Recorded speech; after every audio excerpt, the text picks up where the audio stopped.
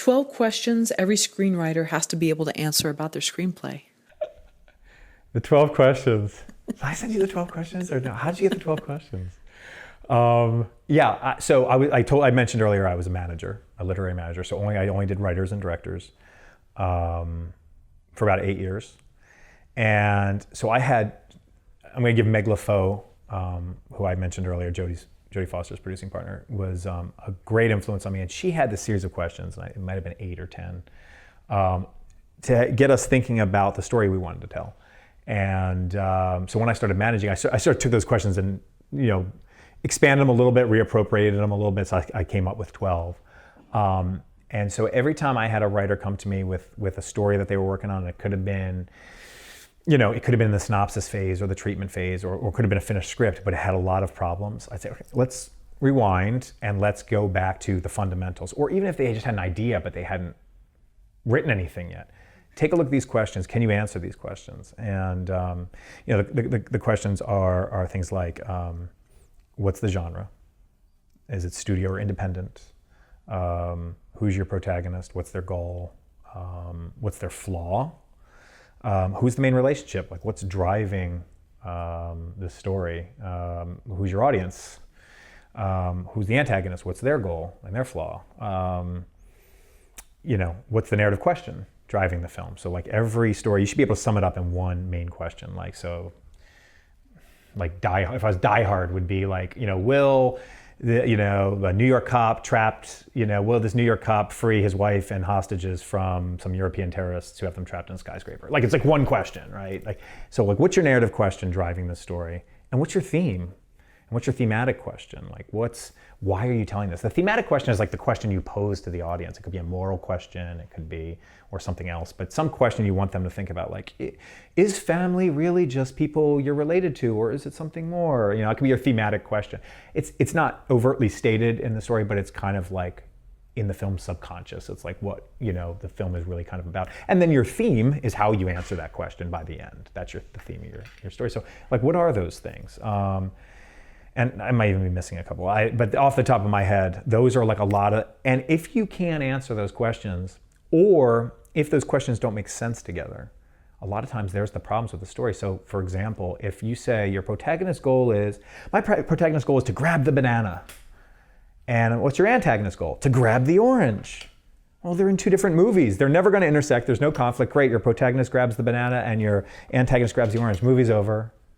And that's a very simplistic example, but those are the kind of things, but on a deeper level, we look at it and we go, well, there's a few things that aren't making sense. You say your main relationship is character A and character B, but your antagonist is character C. They're not even your main relationship that's moving the story forward. So why are they your antagonist?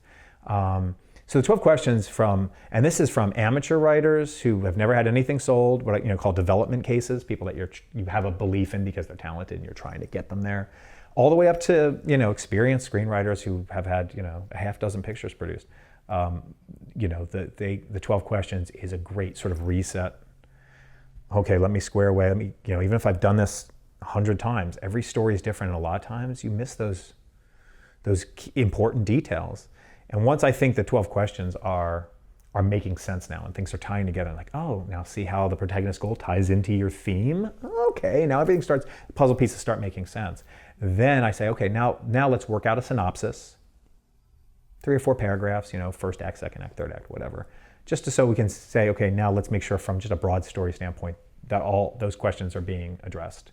And then from there you can expand it to a full treatment and a scene outline, and then start writing your script. Because like I explained to them, a lot easier to develop the story in a synopsis form or a treatment form than it is to keep rewriting the script when there's fundamental problems in it. You don't start building the building and go, oh, it's slanted. All right, let's start taking out some bricks and try to get straight. You work all of that out in the design phase and the blueprint phase, and so that's what I try to get them to do. And the 12 questions is to me is like, okay, that's that beginning, that organic seed that we need to plant to make a healthy tree grow.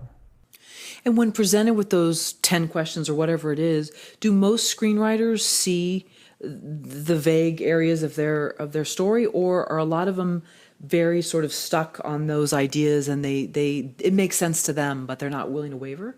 No, I find that they're usually very, very open. I mean, again, if they're not going to be open to the process, to the creative development process. I'm not going to be able to do much with them.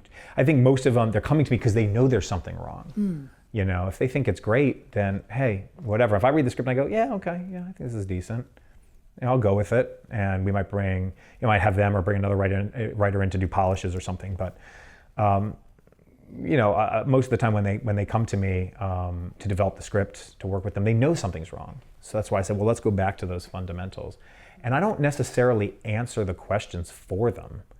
I just sometimes I'll come up with ideas and say, well, maybe when I was reading your story, I felt like your theme was a little more about this. Like, oh yeah, okay. Sometimes I can articulate or pull out what they were trying to get to quicker than they can.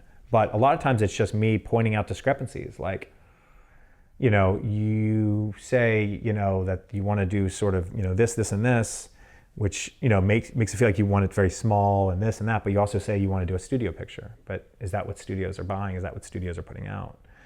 I might just call out some discrepancies and think, oh yeah, okay, you're right. Maybe this is more indie, and we discuss it and we talk about it.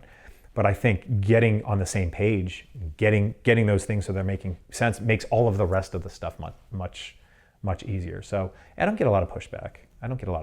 Because a lot of it's coming from them. It's just me pointing out, guiding them.